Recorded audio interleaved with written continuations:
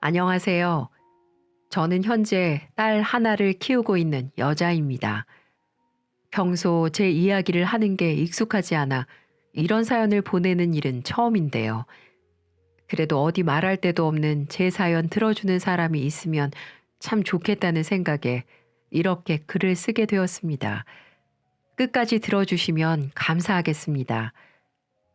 저는 어릴 적부터 이 세상에서 가장 존경하는 사람이 누구냐고 물어보면 늘 저희 아빠요 라고 말할 정도로 아빠를 많이 따랐습니다.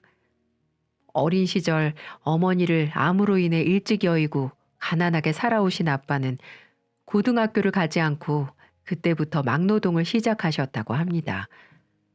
직업 특성상 항상 이곳저곳 건설 현장을 돌아다니면서 닥치는 대로 일을 해오셨죠. 그러다 시장에서 장사를 하던 젊은 시절에 엄마를 만나게 되셨고 그 사랑의 결실로 저를 20대 후반의 나이에 낳으셨습니다. 그 이후 아빠는 기술을 더 발전시켜서 포크레인 기사로 일하시게 되셨고 엄마는 떡볶이를 파는 작은 포장마차를 운영하시면서 저를 키우셨죠. 그 덕에 저는 부족함 하나 없이 밝은 사람으로 자랐습니다. 다른 사람들은 제가 아빠 직업을 말하면 막노동 아니냐며 무시하기도 했지만 저는 늘 다른 사람을 존중할 줄 알며 긍정적으로 성실히 살아가시는 아빠를 항상 멋지고 자랑스럽게 생각하곤 했답니다. 이런 훌륭한 부모님 밑에서 자란 저는 아빠처럼 착하고 성실한 사람을 만나고 싶었어요. 그래서 성인이 되어 여러 남자를 만나봤지만 그런 남자가 많지는 않았죠. 아니요. 단 한 명도 없다고 해야 정확한 표현일 것 같네요. 처음 만난 남자친구는 착한 척하는 이기적인 사람이었고 두 번째 만난 사람은 성실하긴 하지만 여자만 보면 헬렐레 해서 바람을 밥 먹듯이 피는 사람이었죠. 두 번의 연애 실패로 인해 남자는 저와 맞지 않나 보다 하고 한동안 솔로로 지내며 살았습니다. 그러다 3년이 지났을 때 한 남자를 다시 만나게 되었죠.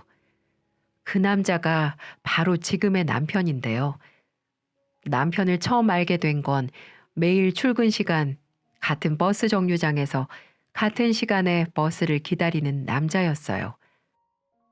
그렇게 몇 달을 매일 계속 보게 되었는데 어느 날 남편은 제게 편지 한 통을 주더라고요. 뭐 내용은 처음부터 마음에 들었다, 연락하고 지내고 싶다, 그런 내용들이었죠. 하지만 처음에는 저는 그의 편지에 응답하지 않았어요. 왜냐하면 밖에서 치근덕거리는 남자는 안 봐도 속셈이 뻔하다고 생각을 했었거든요. 그런데 그 생각을 바뀌게 하는 일이 생기고 말았습니다. 하루는 바쁜 출근 시간에 벌써부터 만취한 한 아저씨가 한 잔 거하게 드셨는지 정류장 쪽으로 걸어오더라고요. 저는 슬금슬금 피하고 있었는데 그 아저씨가 심하게 비틀거려 도로 쪽으로 쓰러지려고 하자 그 남자가 부축하면서 말을 걸더라고요. 괜찮으세요? 집이 어디세요? 뭐야? 내 몸에 손대지 마. 나 안 취했어. 나 무시하냐? 아저씨는 도와주는 줄도 모르고 온갖 쌍욕을 퍼붓기 시작하더군요. 그런데도 그 사람은 인상 한번 찌푸리지 않더니 댁이 어디세요? 댁에 모셔다 드릴게요. 라며 그 사람을 데리고 가는 거 있죠. 때마침 그 사람과 제가 늘 타던 버스가 왔는데 잠시 버스를 보고 시간을 보던 그 남자는 버스를 타지 않고 그 아저씨를 부축하며 어디론가 향했습니다. 저는 지각할까봐 서둘러 버스에 타서 그 모습을 지켜봤어요.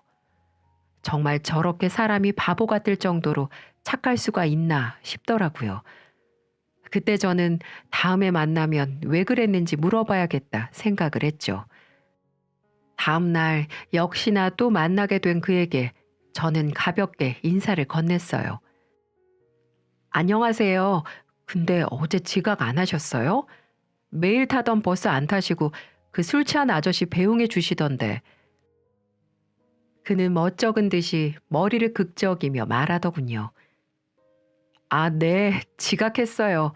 근데 그분이 혹시 집에 못 찾아가시면 추운데 큰일이라도 날까봐 경찰서에 모셔드리고 갔어요. 사고라도 날 것 같았거든요. 저는 그 얘기를 듣고 이 남자에 대해서 오해를 한 제 자신이 얼마나 부끄럽던지요. 이렇게 버스 정류장에서 시작된 인연은 발전되어 점점 더 깊은 대화를 하는 사이가 되었고, 출근 시간뿐만 아니라 퇴근 이후에도 만나 밥도 먹고 데이트도 하게 되었습니다. 누가 먼저 사귀자는 말도 없이 자연스레 우리는 연인이 되었죠. 그와 연애를 하며 더 알게 되고 나니 정말 그는 착해도 너무 착한 사람이었어요. 누가 뭐라 해도 나쁜 말 할 줄 몰라서 그냥 웃기만 하고, 누군가 부탁을 하면 무리해서라도 들어주곤 했죠. 정말 미련해 보일 정도로요. 한 번은 퇴근하고 집에 간다고 했던 사람이 밤 11시가 되도록 아직 집에 도착하지 않았다는 겁니다.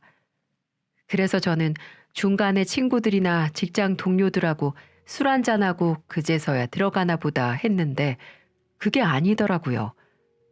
알고 보니 길거리를 지나다가 우연히 어떤 여자가 남자친구에게 데이트 폭력을 당하고 있는 모습을 목격했다는 겁니다. 다른 시민들은 그 모습을 보고도 남일인지라 무시하고 지나갔는데, 왠지 남편은 자기가 여기서 다른 사람들처럼 무시하고 가버리면 무슨 사단이라도 날 것 같은 기분이 들었다고 하더라고요. 그래서 도저히 안 되겠다 싶어 중간에서 말렸는데, 그 싸우고 있는 남자가 남편 얼굴에 주먹을 몇 차례 가격해 버렸다는 거 있죠. 괜히 끼어들어서는 당하지도 않을 수모를 당하고 만 것이었죠.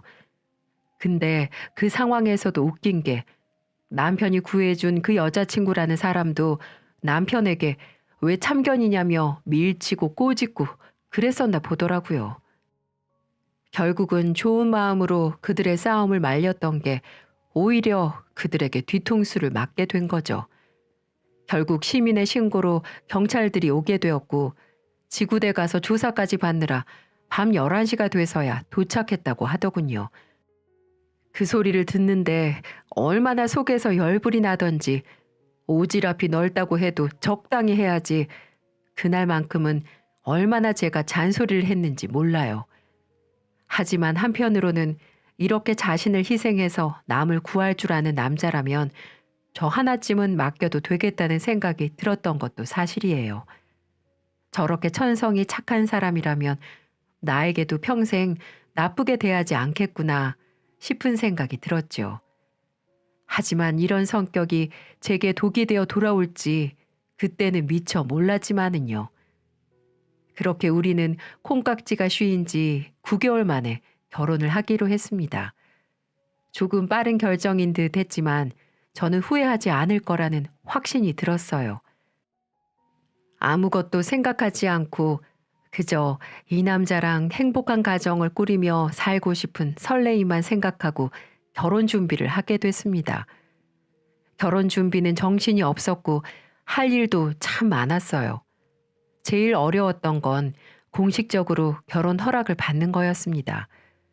예비 시부모님들은 1년도 안 되어 결혼한다는 소리를 듣고 조금 더 만나보고 해도 늦지 않아 라고 만류하셨지만, 남편의 설득과 제 직업이 공무원이라는 소리를 듣고는 결국 허락을 해주셨습니다. 그리고 저희 친정에서는 아무 조건, 이유도 물어보지 않고 앞으로 둘이서 아껴주고 보듬어주고 행복하게 살게나, 이렇게 말씀하시며 진심으로 결혼을 축하해 주셨고요. 왜 그러셨냐면 저희 부모님은 저를 전적으로 신뢰하셨기 때문에 그냥 제 결정이라면 존중한다면서 축복해 주셨죠. 이렇게 허락을 받고 나서 드디어 양가 부모님을 모시고 상견례를 하기로 했습니다. 저는 이미 결혼 허락도 받았겠다, 아무 문제 없이 양가 상견례도 무사히 끝날 줄 알았습니다. 하지만 그건 저만의 착각이었고, 그 첫 만남이 첫 갈등의 씨앗이 되는 사건이 되고 말았죠. 어느 날 저와 남편이 퇴근을 막 하고 쉬고 있을 때 시어머니가 전화로 결혼 문제로 할 얘기가 있으니 나와서 저녁을 같이 먹자고 하시더라고요. 그래서 한 식당에 가서 식사를 함께 했습니다. 저는 무슨 이야기를 하려고 하시나 긴장되어 밥도 잘 넘어가지 않더라고요. 결혼에 무슨 문제가 있나 싶어 걱정도 되기도 했고요. 이때 시어머니가 입을 떼시더군요. 너 부모님이 무슨 일 한다고 했지? 아버지는 건설 현장에서 포크레인 기사로 일을 하시고 어머니는 포장마차에서 장사하고 계세요. 건설 현장? 포장마차? 그거 다 노가다꾼들이 하는 일 아니니? 포장마차는 웃음 팔고 장사하는 곳이잖아. 네? 웃음 팔아서 장사한다뇨. 아무리 그래도 말이 좀 지나치신데요. 노가다꾼이라는 말과 엄마를 비하하는 소리를 듣고 썩 듣기 좋은 어감은 아닌지라 저는 이때부터 슬슬 열이 받기 시작했어요. 뭐야? 어디서 말대꾸하고 있어? 난 공무원 딸 뒀다길래 좋은 집안이겠거니 했는데 아니었네. 아유, 좀 더 생각을 해볼 걸. 이제 어쩌나. 자꾸만 부모님을 무시하는 발언에 슬슬 화가 난 저는 눈에 힘을 주고 한마디를 더 했습니다. 어머니, 저희 부모님 저 키워주시느라 얼마나 고생한 줄 아세요? 이 세상에서 제일 존경하는 사람이 저는 우리 부모님이라고요. 다른 말은 참을 수 있지만 저희 부모님까지 그렇게 말씀하시면 저 더 이상은 못 참습니다. 이렇게 당당하게 말을 해버렸습니다. 그러자 남편이 중간에서 제지를 하더군요. 아이 엄마, 말을 왜 그렇게 해? 나도 두 분 다 만나 뵀는데 정말 좋으신 분들이야. 나한테도 얼마나 잘해주시는데. 그러니까 엄마가 잘못했어. 어서 지연이한테 사과해. 그렇게 남편이 말하고서야 제게 미안하다며 말 실수했다고 사과를 하는 겁니다. 많이 불쾌하고 짜증이 났지만 그래도 자신의 실수를 인정하는 모습을 보고 그날은 그렇게 넘어가기로 했어요. 그리고 얼마 후 상견례에는 우려하던 일이 벌어졌죠. 저희 부모님은 사돈 처음 뵙는 자리라며 백화점 가서 새 옷도 사고 최대한 깔끔하게 차려입고 약속 장소로 나갔는데 아니 신랑 부모님은 무슨 자다 나온 사람처럼 대충 입은 차림새로 나오는 거 아니겠어요? 왜 이러는지 이해조차 가질 않았죠. 우리 부모님의 차림새를 보더니 시어머니가 한 말은 더 황당했어요. 어머, 막일한다고 들어서 맞춰 입으려고 이렇게 하고 나왔는데 이렇게 차려입고 나오셨네요. 죄송합니다. 진작 말씀하셨으면 저희도 좀 갖추고 나와야 하는데 저희가 잘못했네요. 미안합니다. 이러는 겁니다. 이건 뭐 사과를 하는 건지 비꼬는 건지 첫 마디부터 신경을 박박 긁어대는 말에 저는 너무 화가 나서 현기증이 났어요. 평소 선하고 나쁜 말 할 줄 모르시는 저희 부모님은 어쩔 줄 몰라 하시고 계셨고요. 시아버지는 한숨을 쉬면서 말하셨죠. 옷차림이 뭐가 중요해? 그저 서로 안면 트자고 모인 건데 앉아서 밥이나 먹고 가자고 빨리. 어쩜 시모라는 사람과 시부라는 사람이 행동하는 거나 말하는 게 천박한지 둘이 무슨 애도 아니고 철없는 애늙은이 같았습니다. 이로 인해 상견례 내내 분위기는 어색하고 불편했고 저는 속이 답답해 체할 것 같은 기분이 들더라고요. 허허, 애들 이만큼 키워줬으니 우리 부모들이 할 책임은 다 한 거 아니겠습니까? 요즘 남자 쪽에서 집 준비하고 여자 쪽에서는 혼수해 간다는데 저희는 그렇게 못합니다. 시집 장가 보내면 그만이지. 뭐하러 부모들이 돈 써가며 다 큰 자식들 뒤치다꺼리 해야 되는 겁니까? 그게 싫다면 결혼을 하지 말아야지. 그러니 우리 서로 아무것도 지원 안 하는 걸로 결혼시킵시다. 시아버지가 밥을 먹다 숟가락을 딱 내려놓으면서 말씀을 하시는데 참 어이가 없었어요. 한마디로 우리는 절대 집을 사줄 수 없으니 결혼시킬 거면 시키고 말라면 말라는 식으로 들리더군요. 저희 부모님도 황당해 하시는 건 마찬가지였고요. 표정이 안 좋은 부모님 얼굴을 보는데 너무 미안하고 속상했습니다. 그렇게 최악의 상견례를 마치고 집으로 돌아가는 길에 부모님은 조심스럽게 이 결혼 정말 괜찮겠냐고 물으셨어요. 저는 시어머니의 얼굴을 떠올리니 결혼 생활이 막막하게 느껴졌지만 남편만큼 착한 사람은 살면서 다시는 못 만날 것 같다고 말하며 결혼할 사람은 정말 좋은 사람이니까 아무 걱정하지 말라고 안심을 시켜드렸죠. 하지만 아무리 생각해도 이렇게 결혼을 하면 결혼 생활이 불행해질 것 같았어요. 그래서 저는 다음 날 남편을 만나 이야기를 꺼냈습니다. 나 솔직히 이 결혼 하는 게 과연 맞나 싶어. 당신 부모님 해도 해도 너무한 거 아니야? 어제 상견례장에서도 그렇고 얼마나 우리 집을 무시하고 깔봤으면 그런 말씀을 하시겠어. 나 솔직히 기분이 너무 나쁜 건 사실이야. 그래서 난 사과를 받아야겠어. 내가 아니라 우리 부모님한테 당신하고 당신 부모님들이 전화해서 이번에 무례하게 했던 행동들 직접 사과드려. 그렇지 않으면 난 이 결혼 못해. 그렇게 말을 하자 안절부절 못하던 남편은 알겠어. 알았어. 그러니까 이상한 생각하지 마. 알았지? 라고 말을 하더니 곧장 시댁으로 향했습니다. 그리고 어떻게 시부모들을 설득했는지는 몰라도 밤 8시가 되자 제 휴대폰이 울리더군요. 그러면서 부모님을 바꿔달라고 말하며 직접 사과들을 하는 듯 보였습니다.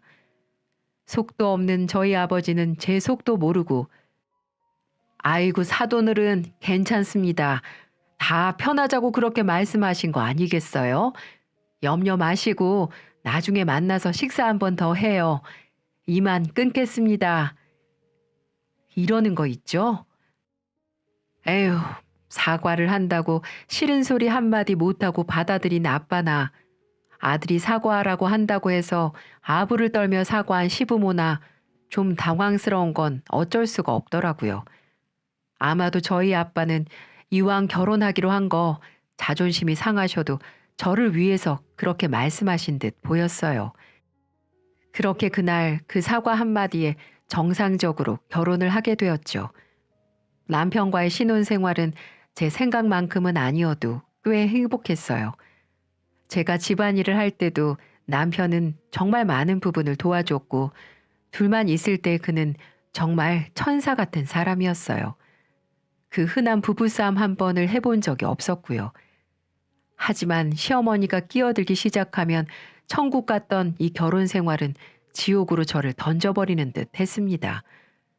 결혼을 하고 나니 시어머니는 점점 더 심하게 저를 무시하고 막대하기 시작했어요. 만날 때마다 불만스러운 얼굴로 저와 제 집안을 무시하는 말을 달고 살았고 착한 아들인 남편은 그런 어머니를 막아주지도 못했죠. 한 번 시어머니를 만나고 온 다음이면 그 스트레스 때문에 일주일을 앓으며 지낸 적도 있었습니다. 언제 한 번은 이런 일도 있었네요. 남편 쪽 친척들이 다 모두 모인 자리에 갔는데 꽤나 고급스러운 식당이었죠. 저와 시어머니, 시누이, 그리고 제 남편이 먼저 모여 있었는데 어머니가 실수로 장식해 놓은 비싼 도자기를 깨버리신 거예요. 와장창 하고 큰 소리가 났고 저는 너무 놀라 소리를 질렀죠. 이 소리에 놀란 종업원과 함께 다른 친척 어른들이 때마침 방으로 들어왔습니다. 그러자 당혹스런 표정을 짓던 어머니는 갑자기 저를 향해 손가락질을 하기 시작하는 겁니다. 얘, 너 조심 좀 하지. 네가 앞에서 어슬렁거리는 바람에 부딪혔잖니. 이거 어떻게 할 거야? 꼭 이렇게 밖에 나와서 사고를 쳐야 되겠니? 아유, 죄송합니다. 제 며느리가 못나서 큰 실수를 했네요. 라고 하는 거 있죠?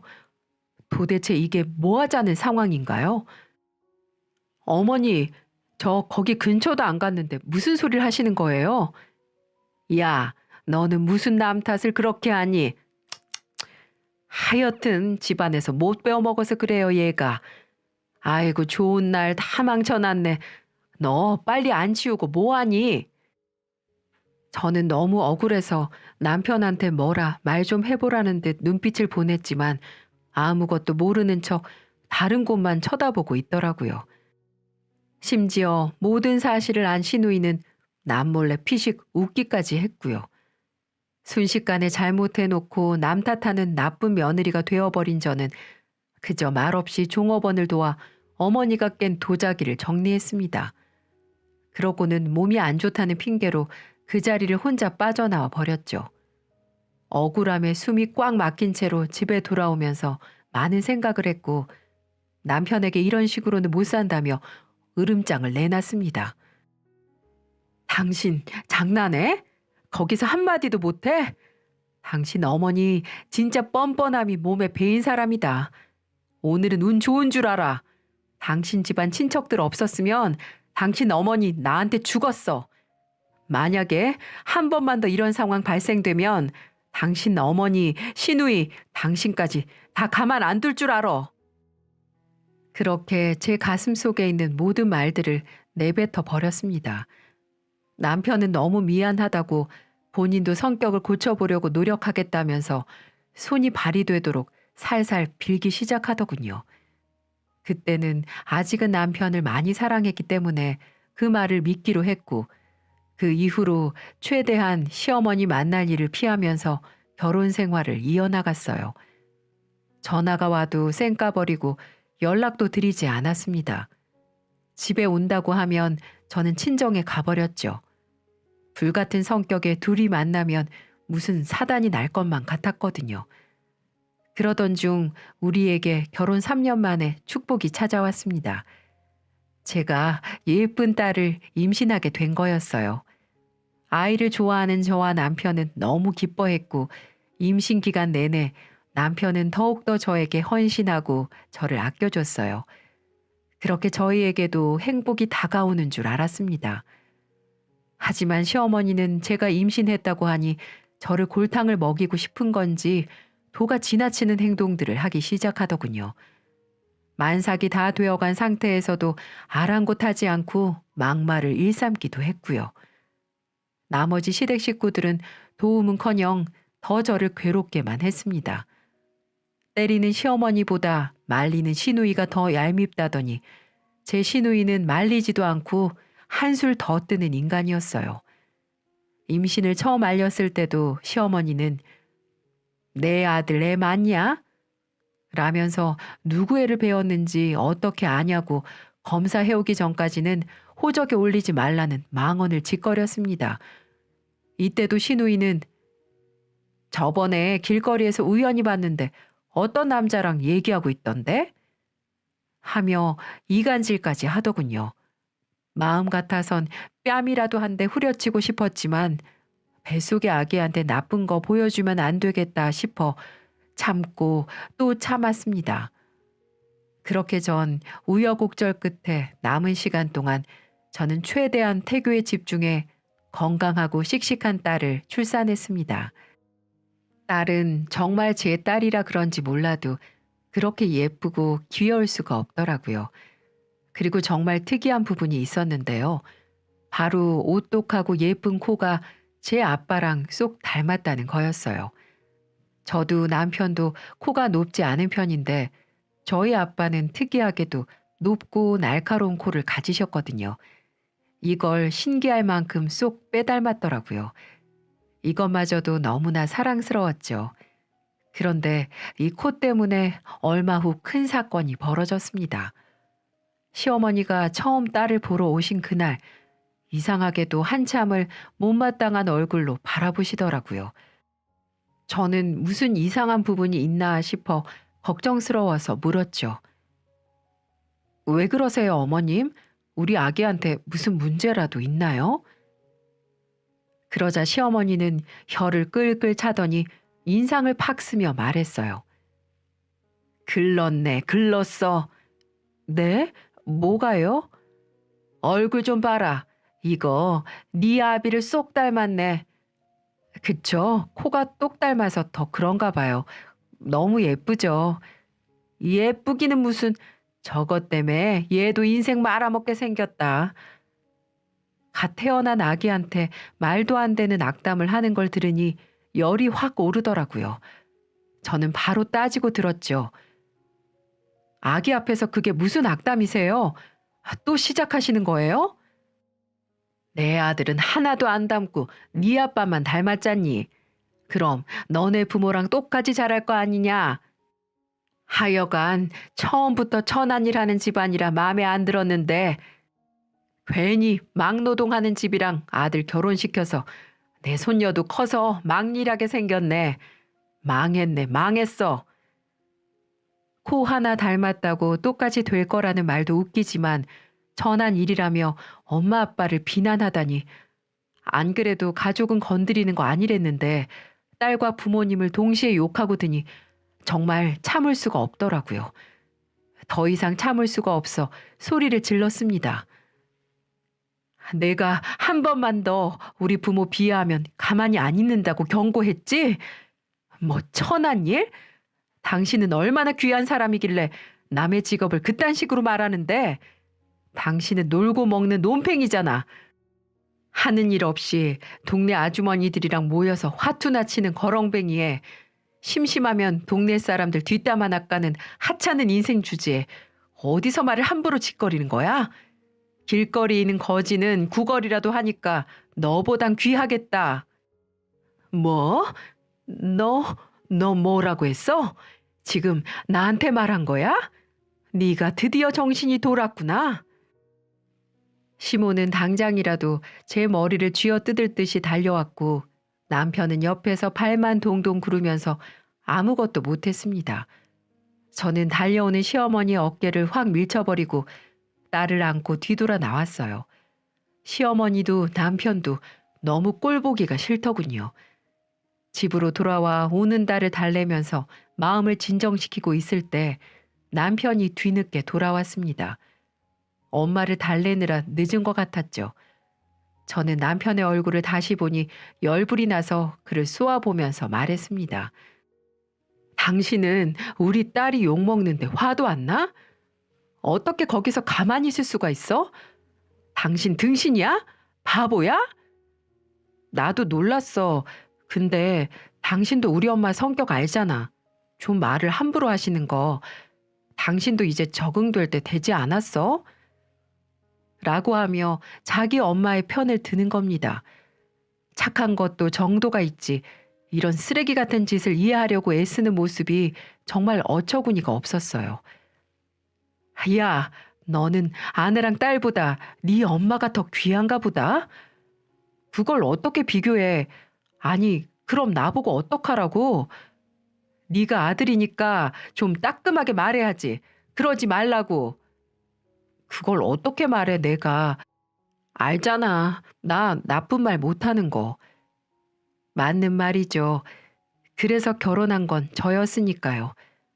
이렇게 착한 걸로 내가 내 발등을 찍을 줄이야. 저는 한숨을 푹 쉬면서 말했습니다.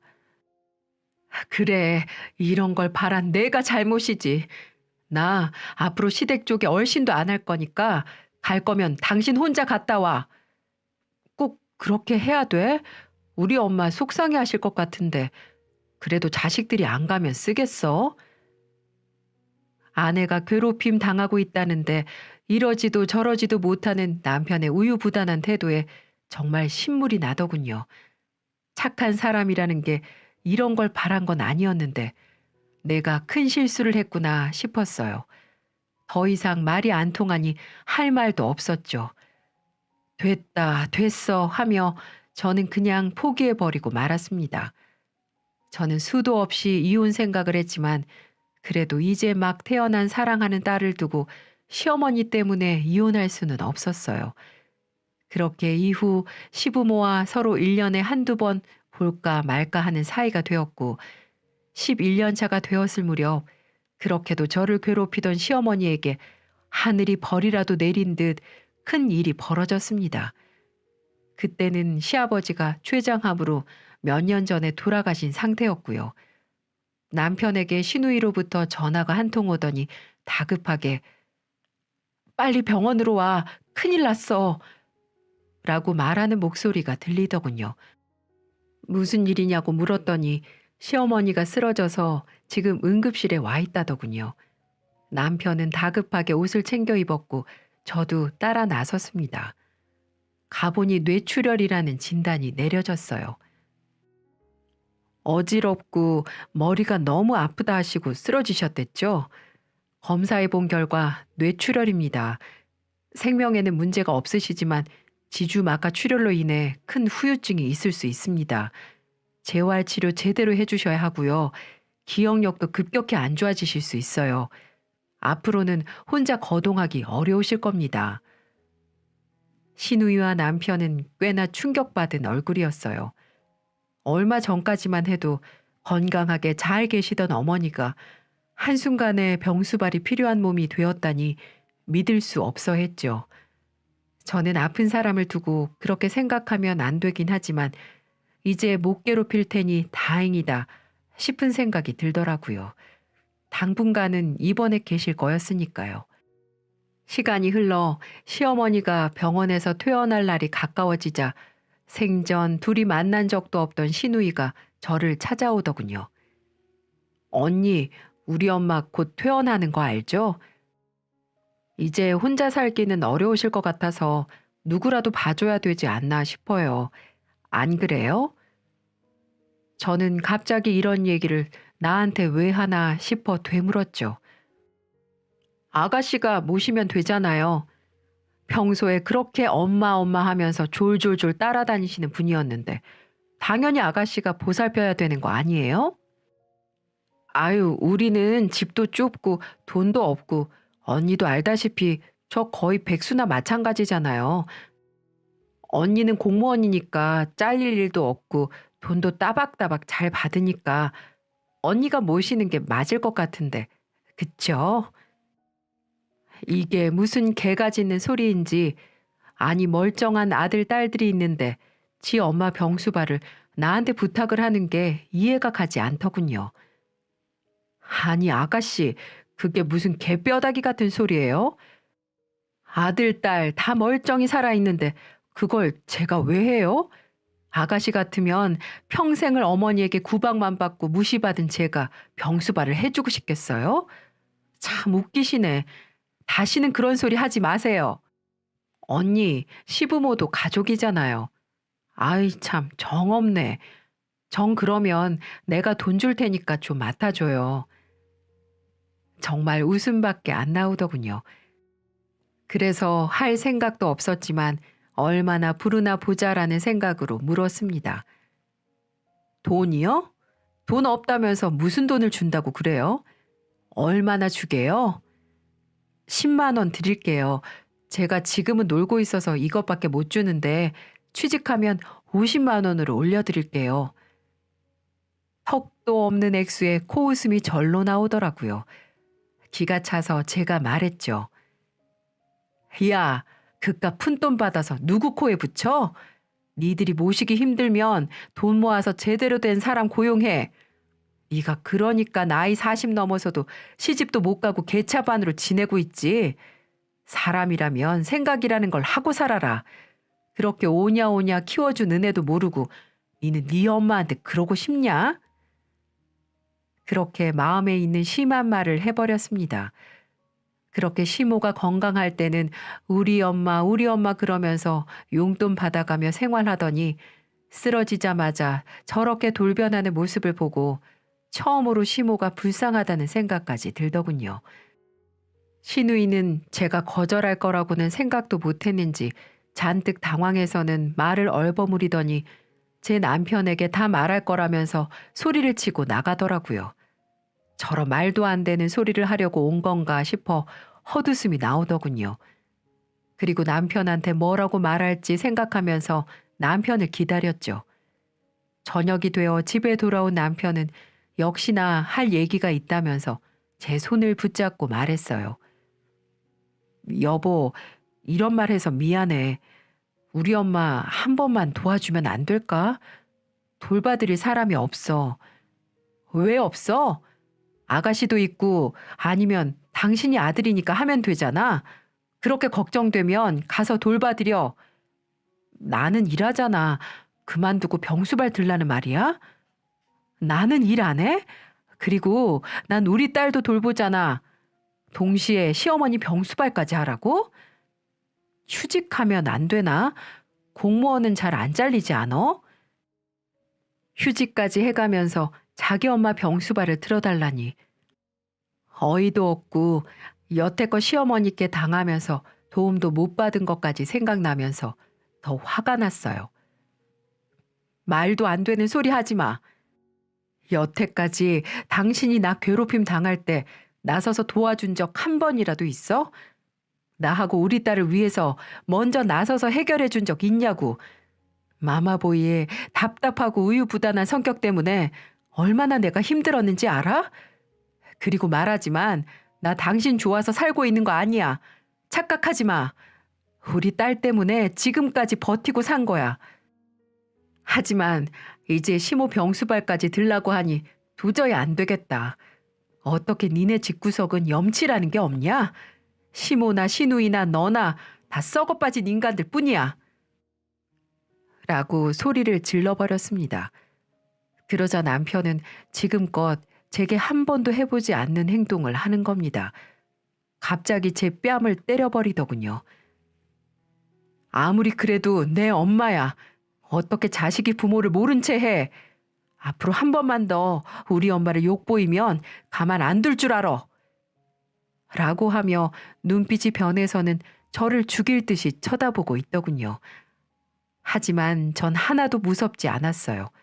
저도 남편의 뺨을 똑같이 때리고 이 그지 같은 놈 하고 말하고 딸을 안고 친정으로 와버렸습니다. 집에 도착하니 엄마 아빠는 늘 그랬듯 따뜻하게 저를 맞아주더군요. 그 모습을 보고 얼마나 눈물이 나던지. 원래 부모라면 이렇게 아껴주고 사랑해줘야 되는 거 아닌가요? 그 다음날 저는 곧바로 이혼 서류를 보냈습니다. 그리고 4개월의 공방 끝에 재산 분할도 제게 유리한 쪽으로 양육권 친권도 가지고 올 수 있었고요. 매달 양육비 50만 원씩 지급하라는 판결도 받을 수 있었습니다. 남편은 이혼 조정 기간에도 매일같이 잘못했다며 용서해달라고 거의 애원하다시피 빌었지만 저는 받아주지 않았습니다. 그 사람하고 살면 속이 터져버릴 것 같았고 이 지긋지긋한 우유부단한 성격에 진절머리가 났거든요. 친정에도 찾아오고 직장에도 찾아와 경찰에 신고를 한 적도 있었고 심지어는 딸을 몰래 만나 저를 설득 좀 해달라고 말까지 했다고 하더군요. 그러자 딸은 엄마 찾지 말라고 딱 부러지게 얘기를 했다고 했어요. 엄마의 불행을 원치 않는다면서 말이죠. 딸도 아빠와 시댁 때문에 엄마가 얼마나 고통을 받았는지 잘 알기에 그렇게 말했다고 했습니다. 언제 이렇게 다 컸는지. 그래서 저는 접근 금지 신청까지 해놓은 상태입니다. 그렇게 그 사람과의 모든 악연이 끝났어요. 지금은 친정에서 부모님, 제 딸과 함께 생활하고 있고요. 이렇게 편하게 살 수 있는데 왜 여태껏 고생했는지 모르겠네요. 딸도 외할머니, 외할아버지를 좋아하고 많이 따른답니다. 그냥 이대로 쭉 사는 것도 나쁘지 않은 것 같네요. 그 뒤로 남편은 직장을 그만두고 시모를 똥기저귀 갈아주며 병수발하고 있다고 하더군요. 요양병원에 보내면 되는데 시모가 죽어도 그건 싫다고 했었나 보더라고요. 남편도 남한테 맡기느니 자기가 돌보는 게 낫다면서 집에서 뒤치다꺼리 해주고 있는데 정말 바보 같았습니다. 요즘 요양병원도 얼마나 시설이 좋은데 말이죠. 결국 버티지 못한 시누이는 몇 달 못 가 도망을 가버렸다고 했습니다. 더 이상은 지 엄마 병수발하는 게 힘들다면서 말이죠. 정말 그 누구보다 쓰레기 중에 최악의 쓰레기였어요.